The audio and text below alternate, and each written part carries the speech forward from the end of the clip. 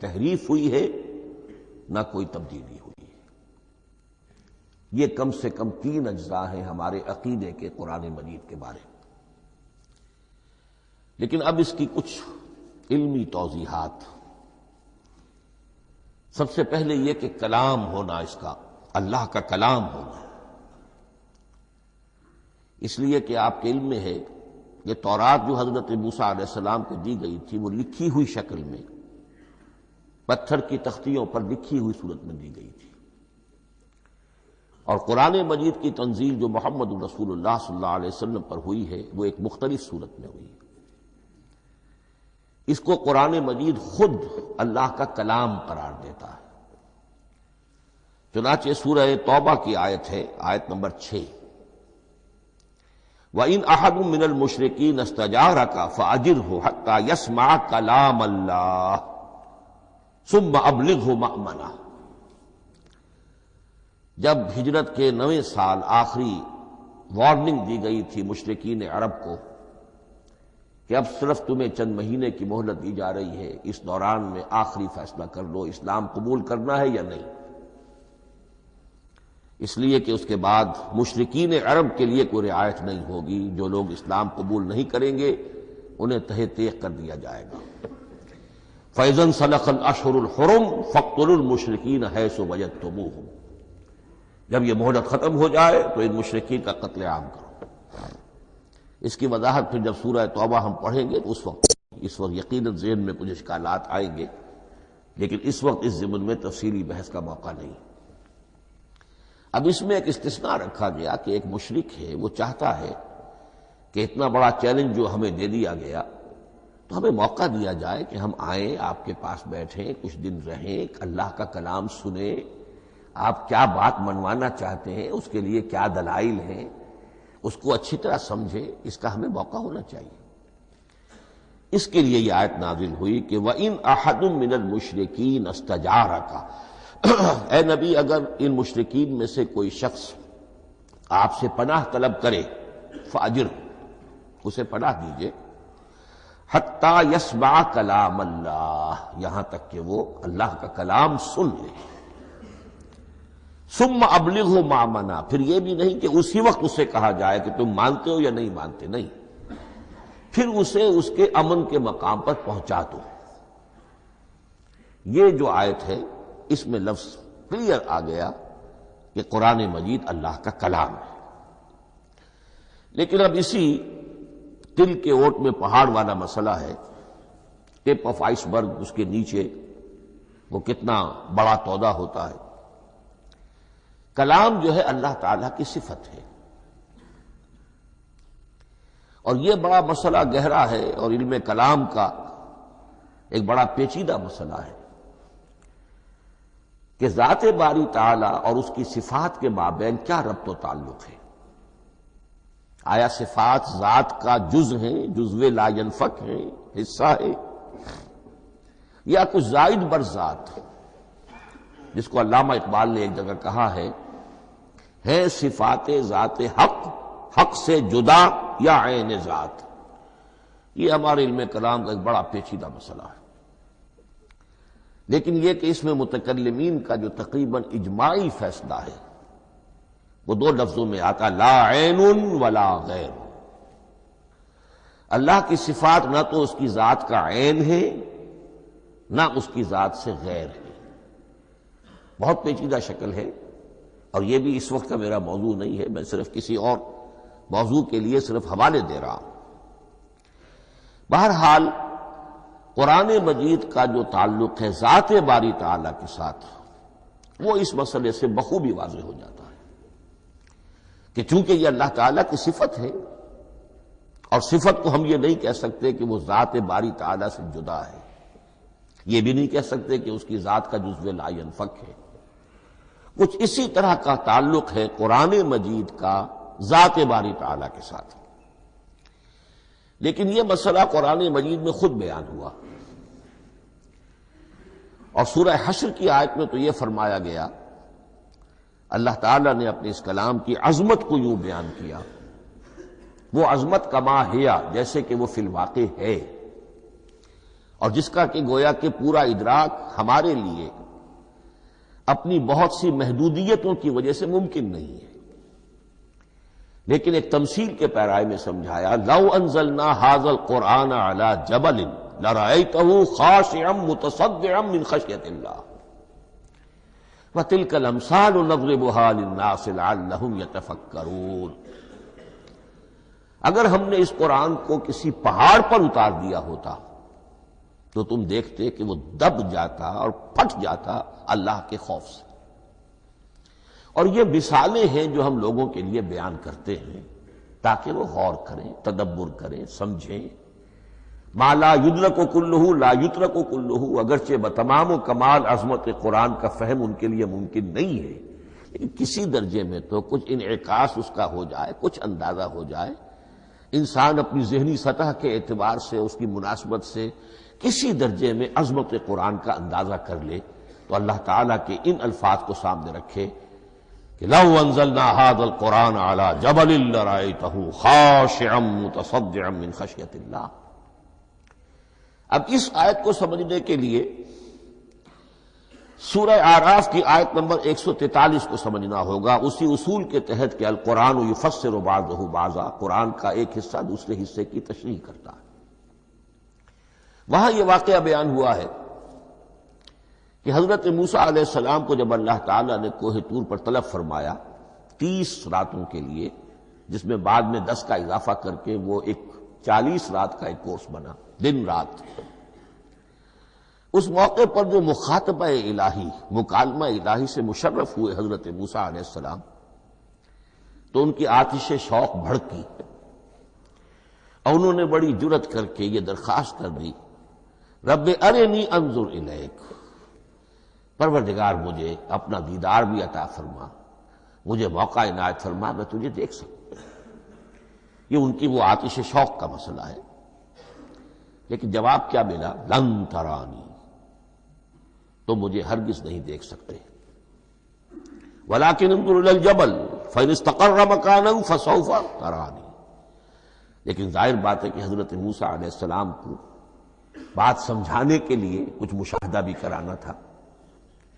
فرمایا تم مجھے نہیں دیکھ سکتے، البتہ اس سامنے کے پہاڑ پر نگاہ جماؤ، ہم اس پر اپنی ایک تجلی ڈالیں گے۔ یہ اگلی الفاظ کے اندر وضاحت ہے، میں یہاں پہلے سے بیان کر رہا ہوں سمجھانے کے لیے۔ اگر وہ پہاڑ ہماری اس تجلی کو، تجلی کسے کہتے ہیں؟ جلا، روشنی، تو اللہ تعالیٰ کی طرف سے کوئی خاص اس کے نور کا جب پرتو ہوتا ہے کسی شے پر تو وہ اس کی تجلی ہے۔ ہم اپنی ایک تجلی اس پہاڑ پر ڈالیں گے، اگر وہ اس کو جھیل جائے، اپنی جگہ کھڑا رہ جائے، تو تم سمجھنا کہ شاید تم بھی ہمیں دیکھ سکو۔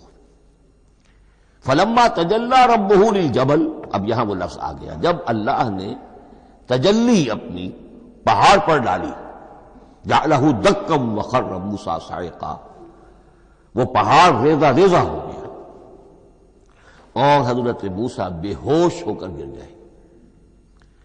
اب یہ بے ہوش ہو کر گر جانا، جبکہ وہ تجلی براہ راست بھی نہیں ہے، بالواسطہ ہے۔ مشاہدہ جو کر رہے حضرت موسیٰ وہ بالواسطہ ہے، تجلی پہاڑ پر ہے، لیکن یہ کہ اس کا بھی بالواسطہ اس کا جو ہوا ہے، اس کی جو تاثیر ہوئی حضرت موسیٰ علیہ السلام پر کہ وہ اس کی تاب نہ لا سکے اور بے ہوش ہو کر گر گئے۔ یہاں سے یہ بات سمجھ میں آتی ہے کہ یہ تجلی یہ ذات باری تعالیٰ تھی جس نے کوہ طور کو جلا کر بھسم کر دیا یا ٹکڑے ٹکڑے کر دیا، ریزہ ریزہ کر دیا۔ اب ذات الہی کے ساتھ جو تعلق ہے کلام الہی کا، اور یہ صفت جو لا عین ولا غیر کے درجے میں ہے ذات کے ساتھ، تو وہی تاثیر اس کلام الہی کی بھی ہے۔ لو انزلنا ھذا القرآن علی جبل لرأیتہ خاشعا متصدعا من خشیۃ اللہ وتلک الامثال نضربها للناس لعلهم یتفکرون۔ اس حقیقت کو اس دور میں اپنے مطالعے کی محدودیت کا اعتراف کرتے ہوئے عرض کر رہا ہوں کہ میرے نزدیک جس قدر پرشکوہ انداز میں علامہ اقبال نے بیان کیا ہے، اسی کیفیت کو وہ شاید اس کی کوئی مثال نہ مل سکے۔ فاش گویم آنچ در دل مزمرست، یہ کتابیں نیست چیزیں دیگر است۔ میں صاف ہی کہہ دیتا ہوں جو میرے دل میں چھپی ہوئی بات ہے۔ فاش گویم آنچ در دل مزمرست، یہ کتابیں نیست، اس قرآن کو کتاب نہ سمجھنا، یہ کچھ اور شے ہے، چیزیں دیگر است۔ اب وہ چیزیں دیگر کیا ہے؟ وہی جو میں نے عرض کیا، ذات باری تعالی اور کلام کا صفت باری تعالی ہونا، اس کے بنا پر جو مناسبت ہے، جو قرب ہے، جو مشابہت ہے۔ مثل حق پنہاؤ ہم پیداستو، زندہ و پائندہ و گویاستو۔ اس کلام میں اللہ تعالی کی ساری صفات کا انعکاس موجود ہے۔ یہ بات ویسے بھی سمجھ میں آتی ہے، کوئی شخص ذرا گفتگو کرے، چند جملے جب وہ ادا کرے گا اپنی زبان سے، تو معلوم ہو جائے گا کہ اس کے فہم کا، اس کی دانش کا، اس کے مطالعے کا حدود اربع کیا ہے اور اس کے ذہن کی سطح کیا، سمجھ میں آ جائے گی بات۔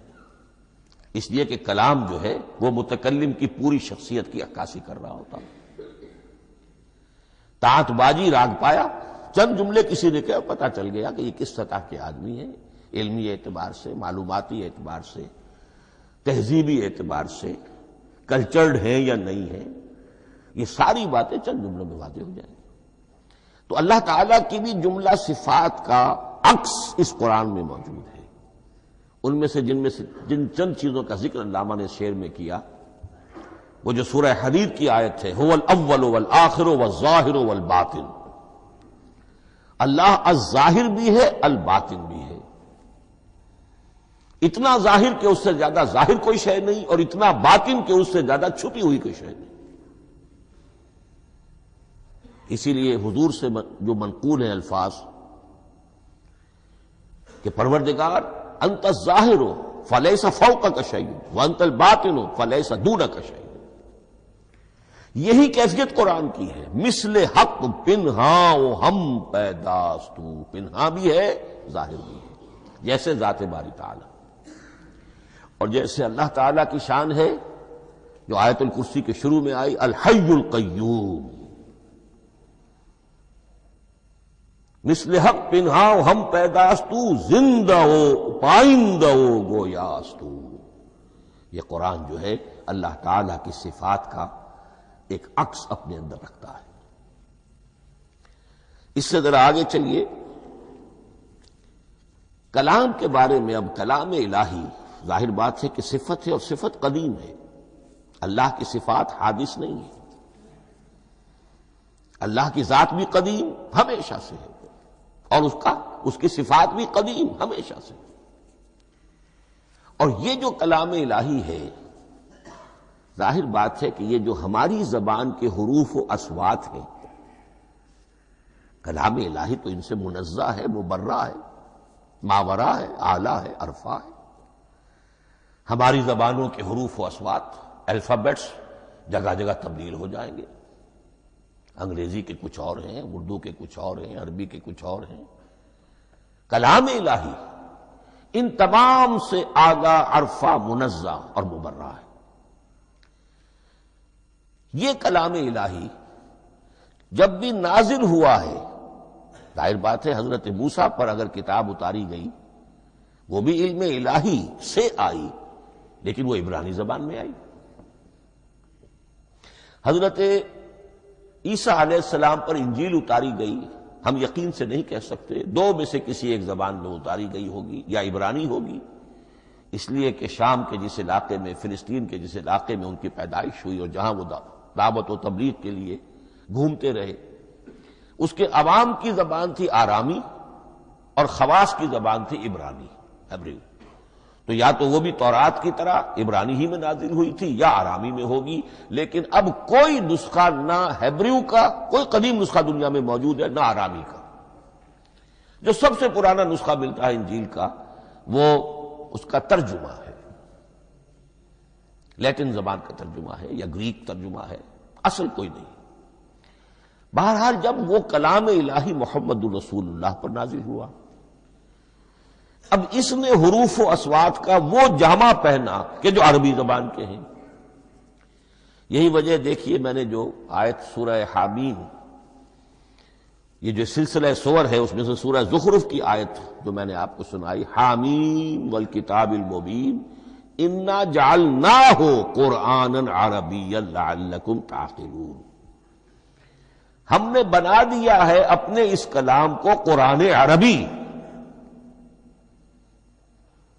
اس کو عربی حروف و اصوات کا جامہ ہم نے پہنا دیا ہے. انا جعلناہ قرآنا عربیا لعلکم تعقلون، کہ چونکہ مخاطب اول جو قوم تھی امیین، ان کی زبان عربی تھی، لعلکم تعقلون، تاکہ تم اس کو سمجھ سکو. اب اس سے آگے چلیے. اصل قرآن مجید کے 3 مقامات سے معلوم ہوتا ہے اصل قرآن اللہ کے پاس ہے. یہ قرآن جو ہمارے پاس ہے مصحف عثمان رضی اللہ تعالی عنہ، یہ اس قرآن کی مصدقہ نقل ہے. اصل قرآن کہاں ہے؟ ایک جگہ فرمایا بل ہوا قرآن مجید فی لوح محفوظ، لوح محفوظ میں ہے اصل قرآن وہاں ہے. اسی طریقے سے اسی سورہ زخرف کی اگلی آیت کیا ہے؟ ہم نے اسے عربی قرآن بنا کر اتارا، لیکن اصل قرآن کیا ہے؟ وَإِنَّهُ فِي أُمِّ الْكِتَابِ لَدَيْنَا لَعَلِيٌّ حَكِيمٌ، حقیقت میں تو یہ ام الکتاب میں ہے جو ہمارے پاس ہے، اور علی ہے بہت بلند، حکیم بڑی حکمت والا، یا محکم مضبوط. حکیم کے دونوں معنی ہیں. استحکام بھی اسی ہے کاف اور میم کے مادے سے بنا ہے، کسی شے کا پختہ ہو جانا، مضبوط ہو جانا. اور عقل کی پختگی وہ حکمت ہے، وہ دانائی ہے. اس اعتبار سے نوٹ کیجئے اصل قرآن کہاں ہے؟ لوح محفوظ میں. اصل قرآن کہاں ہے؟ ام الکتاب میں. اسی کو کہا گیا ہے ایک اور مقام پر فی صحف مکرمۃ مرفوعۃ مطہرۃ بأیدی سفرۃ کرام بررہ. یہ قرآن، اصل قرآن تو بڑے صحیفوں میں، ان صحیفوں میں ہے، ان صفحات میں ہے، ان اوراق میں ہے جس کی شان کیا ہے؟ مکرمۃ، ان کی انتہائی تعظیم کی جاتی ہے. مطہرۃ، نہایت پاک صحیفے.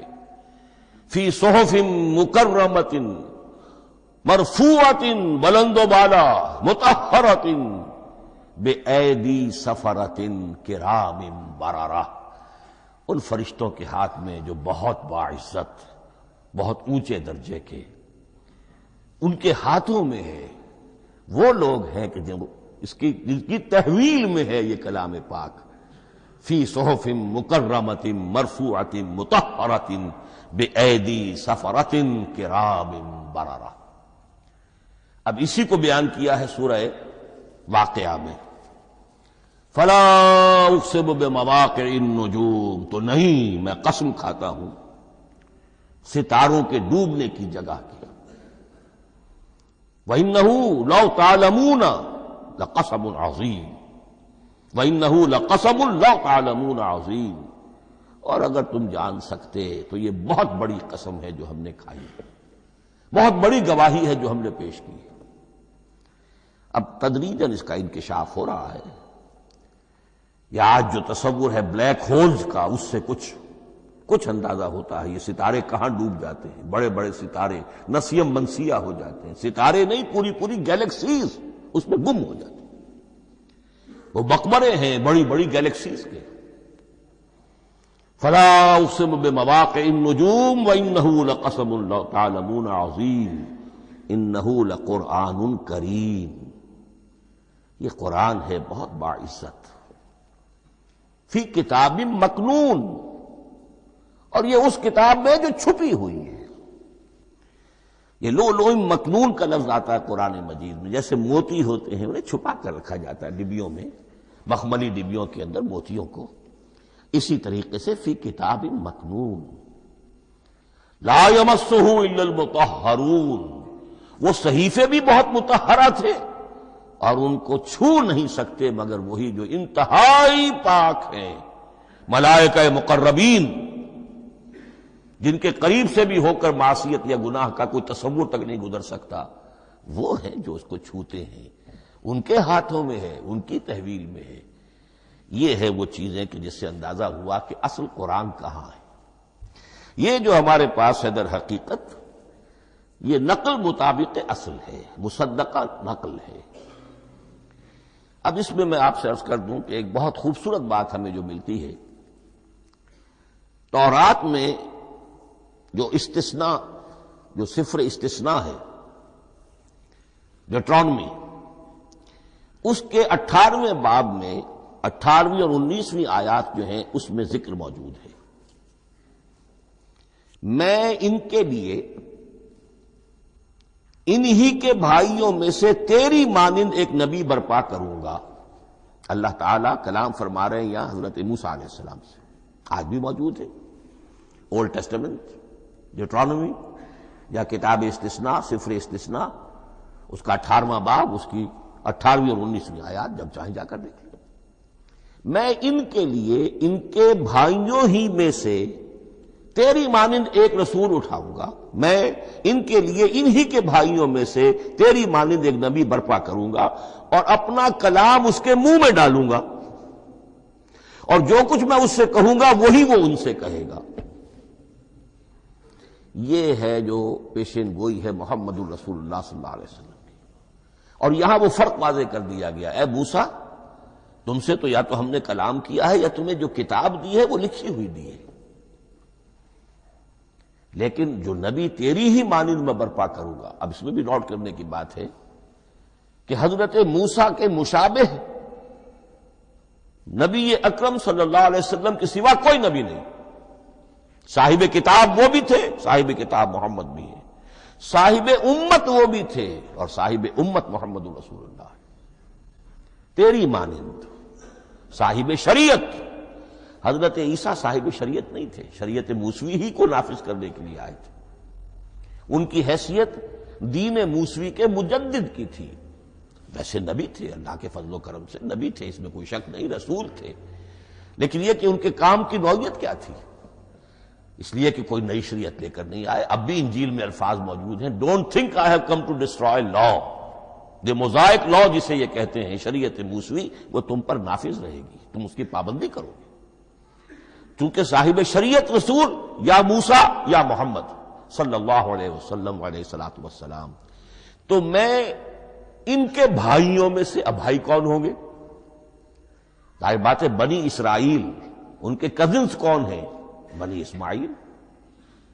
بنی اسرائیلی تو جو بھی نبی ہے وہ انہی میں سے ہے، ان کے بھائیوں میں سے، تو بھائی تو ہوگا، ان کا کزن ہوگا، اب وہ کون ہے؟ بنی اسماعیل۔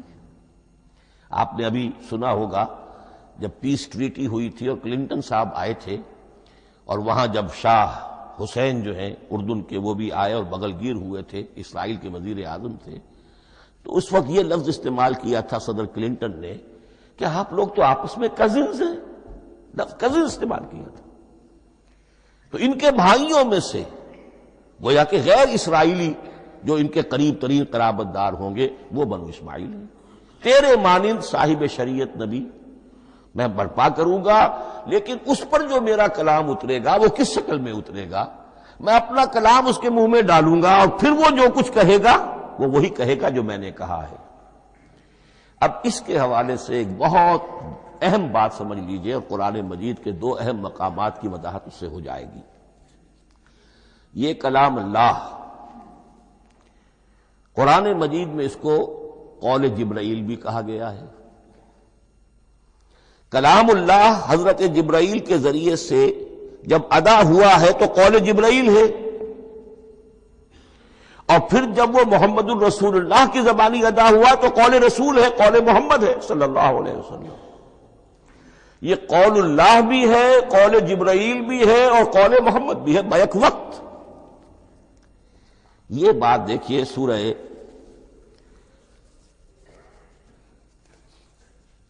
اذا السماء فجرت، اس میں یہ سورت جو الفاظ آئے ہیں انہ لقول رسول کریم، سورت تکویر، اذا الشمس کورت، انہ لقول رسول کریم ذی قوت عند ذی العرش مکین مطاع ثم امین وما صاحبکم بمجنون۔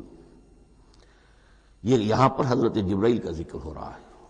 وما ہوا بقول شیطان الرجیم، محمد تک اس قرآن کو لانے والا تو وہ بلند پائے کا فرشتہ ہے، یہ کوئی شیطان رجیم نہیں ہے۔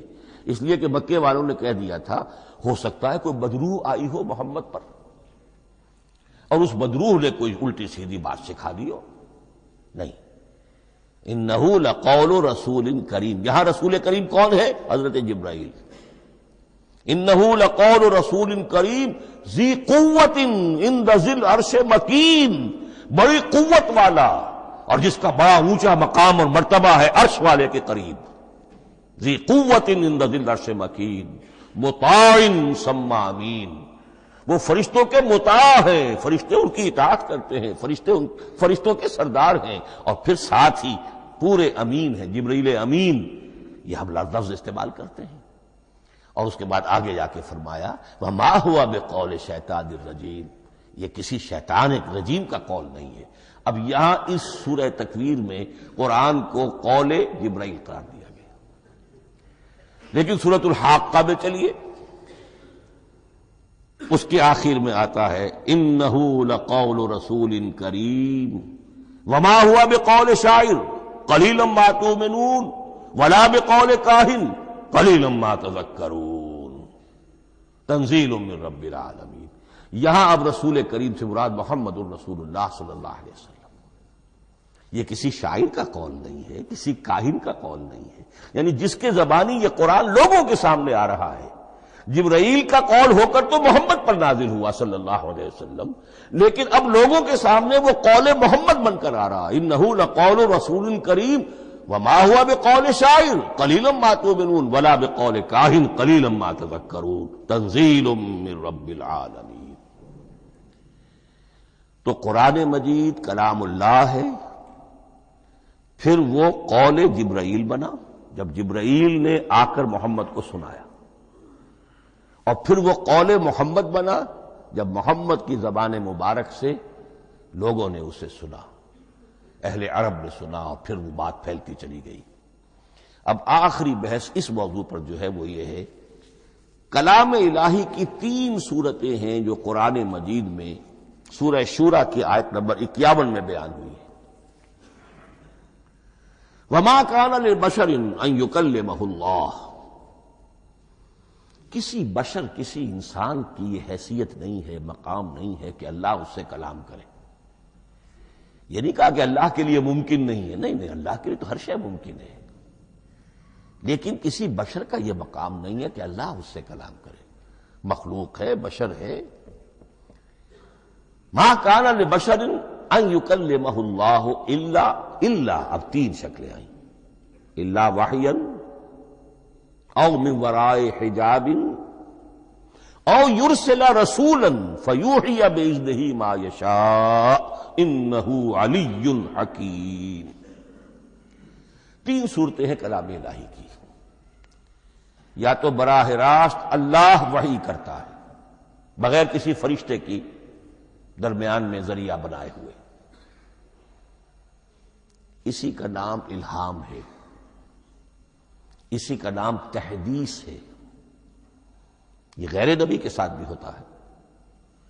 حضور نے فرمایا ہر نبی کی امت میں محدث ہوتے تھے جن سے اللہ کلام کرتا تھا، اور میری امت کا محدث عمر ہے رضی اللہ تعالی عنہ۔ محدث، محدث نہیں، محدث کے معنی ہے علم حدیث کا ماہر۔ امام بخاری محدث ہیں، امام مسلم محدث ہیں۔ محدث تحدیث سے مفعول بنا، جس سے بات کی جاتی ہے۔ محدث، اللہ بات کرتا ہے، اللہ دل میں ڈال دیتا ہے، القاء ہو جاتا ہے، الہام ہو جاتا ہے، کوئی فرشتہ درمیان میں نہیں، براہ راست۔ دوسری شکل کلام کی کیا ہے؟ او من وراء حجاب، یہ ہمارے علم کی حد تک صرف حضرت موسیٰ علیہ السلام کی شان ہے، استثنائی شان ہے۔ وَكَلَّمَ اللَّهُ مُوسَىٰ تَكْلِيمًا، اور موسیٰ کے ساتھ تو اللہ نے کلام فرمایا جیسے کہ کلام کیا جاتا ہے۔ فرق کیا تھا؟ من ورائے حجاب، پردہ تھا، دیکھ نہیں سکتے تھے، تبھی تو ان کی وہ آتشی شوق بھڑکی تھی۔ کیا قیامت ہے کہ چلمن سے لگے بیٹھے ہیں، صاف چھٹتے بھی نہیں، سامنے آتے بھی نہیں، کلام بھی فرما رہے ہیں، لیکن یہ کہ بات مجھے دیدار عطا کرنے کے لیے تیار نہیں، رب ارنی انظر الیک۔ لیکن یہ جو کلام ہے ہمارے علم کی حد تک براہ راست اس دنیا میں حضور سے ہوا ہے معراج کی شب، لیکن وہ 7ویں آسمان پر ہوا۔ اس دنیا میں ہمارے علم کی حد تک یہ کلام براہ راست من ورائے حجاب صرف حضرت موسیٰ علیہ السلام کی استثنائی شان ہے۔ اور تیسرا ہے او یرسل رسولا فیوحی باذنہ ما یشاء، یا تیسری صورت یہ کہ اللہ کسی پیغامبر کو بھیجتا ہے جو وحی کرتا ہے جو اللہ چاہتا ہے۔ یہ تیسری شکل ہے وحی کی۔ قرآن مجید اس تیسری شکل میں نازل ہوا ہے محمد الرسول اللہ صلی اللہ علیہ وسلم پر۔ حضور کو جو الہام ہو جاتے تھے، جو حضور کو القاء ہو جاتا تھا، جو آپ کے دل میں براہ راست اللہ کی طرف سے وحی آتی تھی، وہ قرآن میں شامل نہیں ہے۔ اگرچہ حضور کے خواب بھی سچے تھے، وہ بھی اللہ کی طرف سے ہوتے تھے، شیطان کی آمیزش نہیں ہو سکتی تھی، لیکن یہ بھی قرآن میں شامل نہیں ہے۔ قرآن میں شامل ہے تیسری قسم کی وحی، او یرسل رسولا، پھر ہم بھیجتے ہیں ایک پیغامبر کو فرشتوں میں سے۔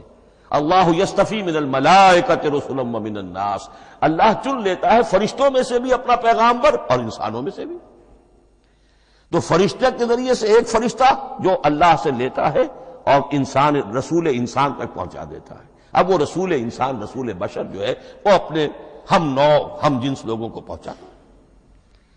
تو اللہ یستفی من الملائکۃ رسلا ومن الناس، یہاں وہی بات فرمائی او یرسل رسولا فیوحی باذنہ ما یشاء، پھر وہ وحی کرتا ہے اللہ کے حکم سے جو اللہ چاہتا ہے۔ یہ کلام الہی کی یہ تیسری شکل ہے جو محمد الرسول اللہ صلی اللہ علیہ وسلم پر نازل ہوا، اور وہ ہے قرآن حکیم۔ اب ایک اور بحث جو علمی ہے وہ یہ ہے کہ حضور پر جو اس کا نزول ہوا اس کی کیفیات کیا تھی۔ دو الفاظ استعمال ہوتے ہیں، انزال بھی اور تنزیل بھی۔ ان دونوں میں فرق کیا ہے اس کو نوٹ کر لینا چاہیے۔ لغوی اعتبار سے جان لینا چاہیے، نزل ینزل کسی کا خود اترنا، نازل ہونا، اترنا۔ انزل ینزل دفعتن اتار دینا، کسی اور نے کسی شے کو دفعتن نیچے اتار دیا۔ یہی مفہوم نزلہ کے ساتھ بے لگ جائے تو آ جاتا ہے، با کے ساتھ نزلہ بہی، یہ اتارنے کے مفہوم میں آئے گا۔ لفظی ترجمہ یہ بھی کر سکتے وہ اترا اس شے کے ساتھ۔ نزلہ بہ الروح الامین، اس کو لے کر نازل ہوا خود روح الامین فرشتہ علی قلبک، اے محمد صلی اللہ علیہ وسلم آپ کے قلب مبارک پر۔ تو نزلہ بے اور انزال اس کے معنی ایک ہی ہے، لیکن اگلا لفظ ہے تنزیل، نزل ینزل تنزیلا، اس کے معنی ہے رفتہ رفتہ، تدریجاً، نجمن نجمن، تھوڑا تھوڑا کر کے، وقفے وقفے سے اتارنا۔ جیسے عربی میں اعلام کہیں گے کسی کو کچھ بتا دینا، باخبر کر دینا، مطلع کر دینا، بھائی مطلع کر دیا میں نے، اب تم جانو تمہارا کام، یہ اعلام کہلائے گا۔ تعلیم کسے کہتے ہیں؟ سکھانا، درجہ بدرجہ، دیکھنا اس کی استعداد کیا ہے، آج یہ کیا بات سمجھ سکتا ہے، میں اتنے ہی درجے تک سمجھاؤں، اب کل میں اسے مزید سمجھاؤں گا، پرسوں مزید سمجھاؤں گا۔ یہ درجہ بدرجہ کسی شے کو سمجھانا، یہ تعلیم ہے۔ تو انزل ینزل انزالا، یہ ہے اتار دینا دفعتن، اور نزل ینزل تنزیلا، یہ ہے تدریجاً اتارنا۔ اب قرآن مجید کے لیے یہ دونوں الفاظ مستعمل ہیں، لیلۃ القدر اور لیلۃ المبارکہ۔ اب یہ دو بھی نوٹ کر لیجئے، قرآن مجید میں چونکہ اہم مضامین کم سے کم دو جگہ پر ضرور آتے ہیں۔ انا انزلناہ فی لیلۃ القدر، یہاں انزلنا ہے، نزلنا نہیں ہے، انزلنا ہے۔ ہم نے اتارا اس کو لیلۃ القدر میں. اور باقی صورت تو آپ کو یاد ہوگی، وما ادراک ما لیلۃ القدر، لیلۃ القدر خیر من الف شہر، تنزل الملائکۃ والروح فیہا باذن ربہم من کل امر سلام ہی حتی مطلع الفجر. لیکن یہ اہم مضمون قرآن مجید میں دوسری جگہ بھی ہے. سورہ دخان کے شروع میں فرمایا حامیم والکتاب المبین انا انزلناہ فی لیلۃ مبارکۃ انا کنا منذرین فیہا یفرق کل امر حکیم امرا من عندنا انا کنا مرسلین رحمتا من ربک انہ هو السمیع العلیم. یہ لیلۃ المبارکہ ہے، ایک ہی ہے، لیلۃ القدر اور لیلۃ المبارکہ. ان دونوں کے لیے وہی انزلنا کا لفظ آیا. لیکن یہ کہ سابقہ کتابوں کے اعتبار سے قرآن مجید کا فرق واضح کیا گیا ہے. مثلا سورہ نساء کی آیت نمبر 136 بہت نمایاں ہے، بہت نمایاں. وہاں فرمایا گیا یا ایھا الذین آمنوا آمنوا باللہ ورسولہ والکتاب الذی نزل علی رسولہ والکتاب الذی انزل من قبل. اے ایمان کے دعوے دارو، حقیقتاً ایمان لاؤ، ایسے ایمان لاؤ جیسے ایمان لانے کا حق ہے، اللہ پر بھی اور اس کے رسول پر بھی، اور اس کتاب پر بھی جو اللہ نے اپنے رسول پر نازل فرمائی، اور اس کتاب پر بھی جو اللہ نے پہلے نازل فرمائی.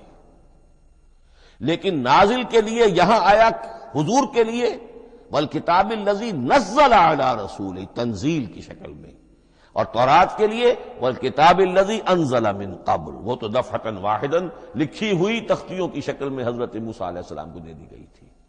تو یا ایھا الذین آمنوا آمنوا باللہ ورسولہ والکتاب الذی نزل علی رسولہ والکتاب الذی انزل من قبل. یہ جو تنزیل ہوئی ہے حضور پر، یعنی لیلۃ القدر میں جو رمضان مبارک میں ہے، پورا قرآن لوح محفوظ سے، کتاب مکنون سے، ام الکتاب سے نقل کر کے اتار دیا گیا سمائے دنیا تک. پہلا آسمان جسے ہم کہتے ہیں سمائے دنیا، وہ آسمان جو قریب ترین ہے دنیا کے. وہاں سے اب یہ درجہ بدرجہ تھوڑا تھوڑا، چند آیتیں، چند سورتیں، پھر آیتیں، پھر سورتیں، یہ نازل ہوا محمد الرسول اللہ صلی اللہ علیہ وسلم پر. گویا کہ پہلا مرحلہ انزال کا ہے. پورا قرآن لوح محفوظ یا کتاب مکنون یا ام الکتاب سے نقل کر کے اتار دیا گیا سمائے دنیا تک. یہ ہے انزل ینزل انزالا انا انزلناہ فی لیلۃ القدر انا انزلناہ فی لیلۃ مبارکہ. لیکن محمد الرسول اللہ پر یہ نازل ہوا اب تھوڑا تھوڑا، نجمن نجمن، درجہ بدرجہ، تدریجن. یہ ہے تنزیل. اس تنزیل کی حکمت قرآن مجید میں بیان ہوئی ہے، اور اس اعتبار سے کہ اہل عرب نے، اہل مکہ نے اعتراض کیا تھا کہ یہ پورا قرآن کیوں نہیں محمد ایک ہی مرتبہ پیش کر دیتے صلی اللہ علیہ وسلم. اس میں جو چیز مضمر تھی وہ یہ تھی کہ چونکہ یہ حقیقت میں اللہ کا کلام نہیں ہے، یہ محمد کا اپنا کلام ہے، تو کوئی شاعر دنیا میں ایسا نہیں ہے جو ایک دم اپنا پورا دیوان دے دے. وہ تو ساری عمر میں تھوڑا تھوڑا، آج غزل کہی، کل قصیدہ کہا، پرسوں کچھ اور کہا، پھر وہ جمع ہوتا ہے تو وہ دیوان بنتا ہے. اسی طریقے سے تو یہ کر رہے ہیں. اگر یہ اللہ کا کلام ہوتا تو بیک وقت آ جاتا. یہ تو ذرا محنت کرتے ہیں، کچھ اس کے اندر اس کو اپنی محنت سے کوشش کر کے کچھ موضوع کرتے ہیں، کلمات، الفاظ، اور اس طریقے سے رفتہ رفتہ لے کر آ رہے ہیں. اس لیے ان کا اعتراض نقل ہوا ہے. یہ وقال الذین کفروا لولا نزل علیہ القرآن جملۃ واحدۃ. انہوں نے کیوں نہیں اترا یہ قرآن پورا کا پورا ایک ہی بار؟ یہ اعتراض تھا. اس اعتراض کے جو جوابات دیے گئے ہیں وہ نوٹ کیجئے کہ لوگوں کے حق میں یہ مفید ہے، یہ پورے قرآن کا تحمل ایک وقت میں کر نہیں سکتے. یہ پورا قرآن تو ایک ہی مرتبہ اگر پہاڑ پر بھی اتار دیا جاتا تو وہ پھٹ جاتا، دب جاتا. وَقُرْآنًا فَرَقْنَاهُ لِتَقْرَأَهُ عَلَى النَّاسِ عَلَى مُكْثٍ وَنَزَّلْنَاهُ تَنزِيلًا. سورہ بنی اسرائیل آیت 106. یہ وہ قرآن ہے جس نے ہم نے جس کو ٹکڑے ٹکڑے کر کے فرق نہ ہو، فرق توڑ دینا، تھوڑا تھوڑا کر کے ہم نے کر دیا، لِتَقْرَأُوهُ عَلَى النَّاسِ عَلَى مُكْثٍ، تاکہ آپ اسے پڑھ کر سنائے لوگوں کو وقفے وقفے سے،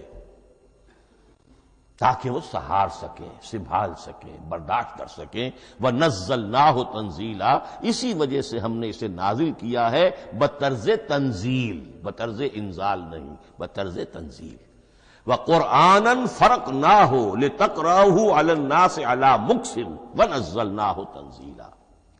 ایک حکمت تو ہو گئی عوام کے لیے، ایک حکمت خود رسول کے لیے صلی اللہ علیہ وسلم۔ كَذَلِكَ لِنُثَبِّتَ بِهِ فُؤَادَكَ وَرَتَّلْنَاهُ تَرْتِيلًا۔ اب ذرا نوٹ کیجئے، قلب محمدی کے لیے بھی اس پورے کلام کا ایک دم سہار آسان کام نہیں تھا۔ یہ اس لیے، یہ اسی سورہ الفرقان کی جو آیت کا میں نے ایک حصہ آپ کو سنا دیا تھا، اسی کے اندر اس کا جواب آیا ہے، اسی آیت میں، آیت نمبر 32 ہے یہ سورہ فرقان کی۔ وقال الذين كفروا لولا نزل عليه القرآن جملة واحدة، یہ اعتراض ہے۔ جواب کیا ہے؟ كذلك لنثبت به فؤادك، ہم نے یہ اس لیے کیا ہے نبی کہ اس کے ذریعے سے آپ کے دل کو ٹھہراؤ اور جماؤ عطا کرے، یہ ایک دم اس کا اتر جانا۔ انا سنلقی علیک قولا ثقیلا، بڑا بھاری بوجھ ہے، ناقابل برداشت ہے، تاکہ رفتہ رفتہ آپ کا دل، اس کے اندر تقویت بڑھتی چلی جائے، اس کے اندر اور اس کا تحمل جو ہے اس کی صلاحیت بڑھتی چلی جائے۔ کذالک لنثبت بہ فؤادک ورتلناہ ترتیلا، اسی لیے ہم نے تھوڑا تھوڑا کر کے نازل کیا ہے۔ ولا یاتونک بمثل الا جئناک بالحق واحسن تفسیرا، ساتھ ہی فرمایا کہ یہ لوگ جو بھی اعتراض کریں گے ہم اس کا جواب بھی اور بہترین تعویل بھی آپ کو دے دیں گے۔ اب اگلی بحث یہ ہے، یہ قرآن کب اور کہاں نازل ہوا؟ یہ عام معلوماتی شے ہے، اس میں کوئی پیچیدگی نہیں ہے، لیکن اس کی اہمیت ہے بہت ضروری ہے، وہ میں انشاءاللہ اگلی بحث میں جبکہ قرآن کے سمجھنے کے جو اصول ہیں ان کو بیان کروں گا تو وضاحت سے بات آئے گی۔ یہ کہ یہ عام معلوماتی ایک ہمارے ذہن میں خاکہ رہنا چاہیے، زمان و مکان کا کیا رشتہ ہے قرآن کے ساتھ۔ قرآن نازل کب ہوا؟ ہمارا چونکہ عام طور پر جو معمول ہے، ہم تو جو کرسچن ایرا ہے اس کے حوالے سے ہمارے ذہن کے اندر سارا حساب کتاب ہے، تو سن 610 عیسوی سے لے کر 632 عیسوی تک شمسی حساب سے 22 سالوں میں قرآن نازل ہوا۔ 571 حضور کی ولادت کا سال ہے، 571 عیسوی۔ 610 میں آپ 39 سال کے ہوئے، لیکن قمری حساب سے 40 کے ہو چکے۔ 610 میں قرآن کی تنزیل شروع ہوئی اور 632 میں آپ کا انتقال ہوا۔ 22 برس زمانی اعتبار سے نقشہ ذہن میں رکھیے، اور اسے ہم اگر دوسرے حساب سے کہیں گے تو عام الفیل، وہ جو ابرہہ آیا تھا بیت اللہ کو ڈھانے کے لیے، وہ سال عربوں میں بہت مشہور ہو گیا تھا، اور وہی سال حضور کی ولادت کا ہے، تو عام الفیل ہی میں حضور کی ولادت ہوئی، لہذا 40 عام الفیل میں قرآن مجید کا نزول شروع ہوا، اور 11 ہجری تک یہ 23 برس بنتے ہیں قمری حساب سے۔ ایک رائے یہ بھی ہے کہ قرآن کا نزول 20 برس میں ہوا ہے، اور اس میں وضاحت یہ ہے کہ پہلے 3 سال اللہ تعالی نے ایک فرشتے کو، حضرت اسرافیل علیہ السلام کو مامور کیا تھا حضور کی تعلیم پر۔ دنیاوی اعتبار سے حضور نے کوئی تعلیم حاصل نہیں کی، آپ امی تھے، آپ نے دنیاوی اعتبار سے کسی کے سامنے زانو تلمس طے نہیں کیا، کہیں کوئی تعلیم حاصل نہیں کی، کہیں کوئی تحصیل علم نہیں کیا، لیکن اللہ تعالیٰ نے علمہ شدید القوا، اللہ تعالیٰ نے جو کچھ انہیں سکھایا ہے، جو علم انہیں عطا کیا ہے، تو ایک روایت یہ ہے کہ 3 برس تک، اور اس کے بعد پھر قرآن نازل ہونا شروع ہوا تو 20 برس تک قرآن نازل ہوا۔ لیکن وہ لوگ بھی مانتے ہیں کہ سورہ علق کی آیتیں نازل ہو چکی تھی، پھر 3 برس کا وقفہ ہے۔ سورہ علق کی آیتیں کیا ہے جو پہلی وحی ہے؟ اقرا بسم ربک الذی خلق خلق الانسان من علق اقرا وربک الاکرم الذی علم بالقلم علم الانسان ما لم یعلم. گویا کہ بسم اللہ ہو رہی ہے محمد الرسول اللہ صلی اللہ علیہ وسلم کی تعلیم کی. اور جن گھرانوں میں یہ رواج ابھی تک چل رہا ہو بسم اللہ بچوں کی کراتے ہیں، ایک تقریب کی شکل میں منعقد کرتے ہیں. ہمارے ہاں یہ رواج تھا، اب ہم چھوڑ چکے ہیں کہ جو تقریب بھی حضور کی اور صحابہ کی زندگیوں سے ثابت نہ ہو، ہمیں کوشش کرنی چاہیے کہ ان تقریبات کا سلسلہ منقطع کریں. ما انا علیہ واصحابی، ہماری تقریبات جو ہیں وہ بس وہیں تک محدود رہنی چاہیے. بہرحال وہ جو ایک چلتی ہے روایت 4 سال 4 مہینے 4 دن کا بچہ یا بچی ہو تو بسم اللہ یہی آیتیں پڑھی جاتی ہیں. پڑھ تو نہیں سکتا، انگلی رکھ کر پڑھانے والا کوئی عالم دین بیٹھ جاتا ہے سامنے، وہ نہا دھو کر بچہ یا بچی بیٹھی ہوئی ہے اور اس کو اقرا بسم ربک الذی خلق خلق الانسان من علق اقرا وربک الاکرم الذی علم بالقلم علم الانسان ما لم یعلم. اب اس میں تو سارا پڑھنے پر زور ہے، حصول علم پر زور ہے، کسی تبلیغ کا حکم ہی نہیں. ابھی رسالت کا کوئی تذکرہ کچھ بھی نہیں، اس میں تو قیامت کا بھی کوئی ذکر نہیں.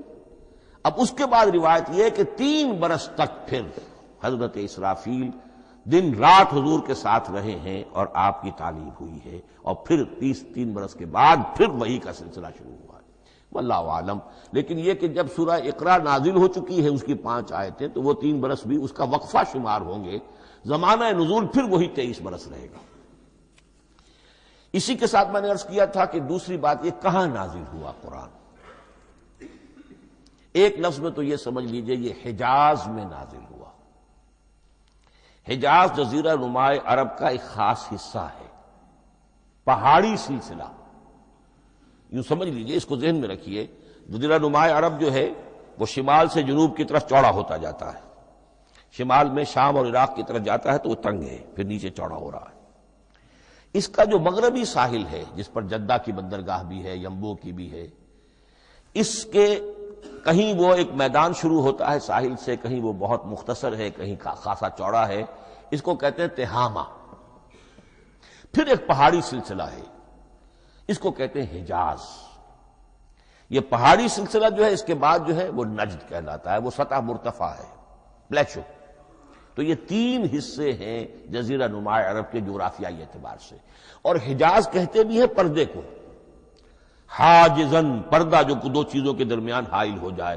تو یوں سمجھیے کہ یہ فلیٹ ہے نجد کا، اور یہ فلیٹ ہے میدان، یہ ہے تہامہ کا، اور درمیان میں یہ پہاڑی سلسلہ کھڑا ہوا ہے. تو یہ گویا کہ ان دونوں کو جدا کر رہا، یہ حجاز ہے. اس حجاز ہی کا شہر مکہ ہے، اس حجاز ہی کا شہر مدینہ ہے، اس حجاز ہی کا شہر طائف ہے، اس حجاز ہی کی آخری ٹپ سمجھ لیجئے تبوک ہے. تو حضور صلی اللہ علیہ وسلم کی پوری زندگی آغاز وحی کے بعد سے لے کر وہ اسی علاقے کے اندر. پہلے آپ مکے میں تھے، قرآن مجید کی جو صورتیں اس دور میں نازل ہوئیں یا آیتیں نازل وہ مکیات کہلاتی. پھر آپ نے ہجرت کی، اور ہجرت کر کے جب آپ جا رہے تھے اس دوران میں بھی کچھ قرآن نازل ہوا اثناء ہجرت میں. پھر آپ مدینے تشریف فرما ہوئے، اب وہ ہم کہتے ہیں مدنی قرآن. لیکن مدنی قرآن سارا مدینے میں نازل نہیں ہوا.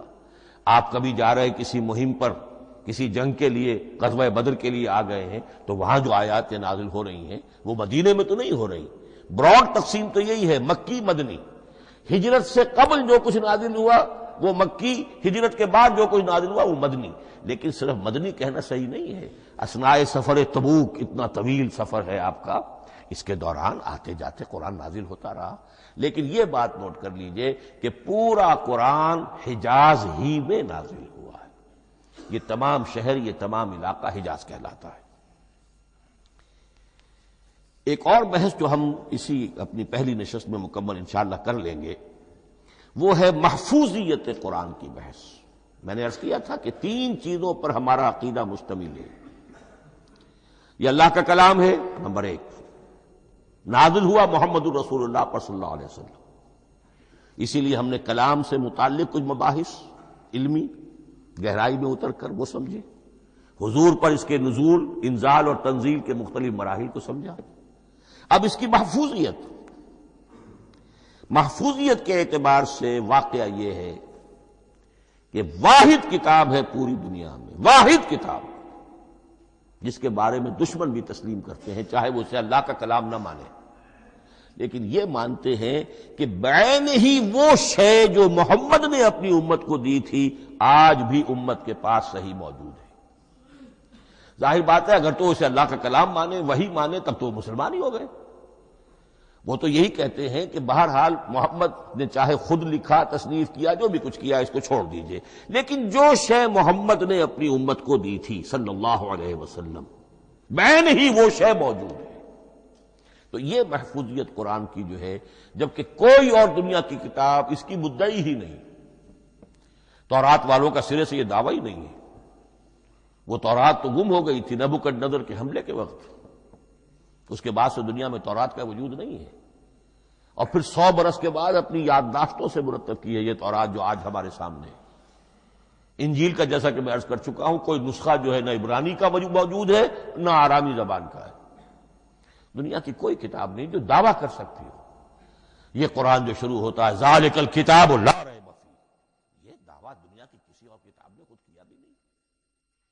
اس کی بھی جس قدر پرشکوہ الفاظ میں علامہ اقبال نے اس کی ترجمانی کی ہے انہی کا حصہ ہے۔ حرف اورا ریب نئے، تبدیل نئے، آیش شرمندہ تعویل نئے۔ اس قرآن کے کسی حرف میں کوئی تحریف ہو جانا نہیں، امکان ہی نہیں، قطعی طور پر کسی لفظ کا بدل دیا جانا نہیں، حرف اورا ریب نئے، تبدیل نئے، اس میں کسی کا شک پر مبنی ہونا نہیں، آیش شرمندہ تعویل نئے۔ اس کی آیت کوئی بھی ایسی نہیں جسے تروڑا مروڑا جا سکے، یہ اپنی حفاظت خود کرتی ہے۔ لا یاتیہ الباطل من بین یدیہ ولا من خلفہ، حامیم السجدہ کی آیت نمبر 42، اس پر باطل حملہ آور ہو ہی نہیں سکتا۔ انا نحن نزلنا الذکر وانا لہ لحافظون، ہم ہی نے یہ الذکر نازل کیا ہے اور ہم ہی اس کی حفاظت کرنے والے ہیں۔ جہاں تک پہلے ٹکڑے کا تعلق ہے اس آیت مبارکہ کا، اس میں تو تورات بھی آئے گی۔ تورات کس نے نازل کی؟ اللہ نے نازل کی۔ انجیل کس نے نازل کی؟ اللہ نے نازل کی۔ انا انزلنا التوراۃ فیہا ھدی ونور، یہ سورہ مائدہ میں الفاظ ہیں۔ انجیل کے بارے میں بھی ہم نے انجیل عطا کی عیسیٰ کو، فیہ ھدی ونور، لیکن یہ کہ انا نحن نزلنا الذکر، اس کو اس قدر تاکید کے ساتھ کہہ کر وانا لہ لحافظون، اور ہم ہی اس کے محافظ ہیں۔ لیکن اس موضوع پر اہم ترین مقام جو ہے قرآن مجید کا وہ سورہ قیامہ کی یہ آیات ہے، لا تحرک بہ لسانک لتعجل بہ۔ جب قرآن نازل ہوتا تھا حضور جلدی جلدی زبان کو حرکت دیتے تھے، یاد کر لیں، مبادا کہیں بھول جاؤ، مبادا کوئی لفظ جو ہے تبدیل ہو جائے۔ یہ مشقت جو آپ جھیل رہے تھے اس سے اللہ نے روک دیا از راہ شفقت اور محبت۔ لا تحرک بہ لسانک لتعجل بہ ان علینا جمعہ وقرآنہ، ہمارے ذمے ہے اس کو جمع کر دینا، آپ کے سینے میں جمع کر دیں گے اس کو۔ اور صرف جمع کرنا نہیں، قرآن، ترتیب۔ قرآن ہوتا ہے پڑھا جاتا ترتیب سے، یعنی ترتیب نزولی، یہ بعد میں ہماری علیحدہ بحث بھی آئے گی کہ ترتیب نزولی اور ہے، ترتیب مصحف اور ہے، یہ ترتیب بھی ہم کروا دیں گے، یہ بھی ہمارے ذمے ہے۔ ان علینا جمعہ وقرآنہ فاذا قرأناہ فاتبع قرآنہ، پھر جب ہم جس ترتیب سے پھر آپ کو پڑھائیں اسی ترتیب کی پیروی کیجیے۔ یہ جو ہے کہ قرآن کا جمع اور تدوین، یہ بھی اللہ تعالیٰ نے اس کی ضمانت لی، اور اس کی ترتیب بھی اللہ تعالیٰ ہی کی ضمانت سے ہے۔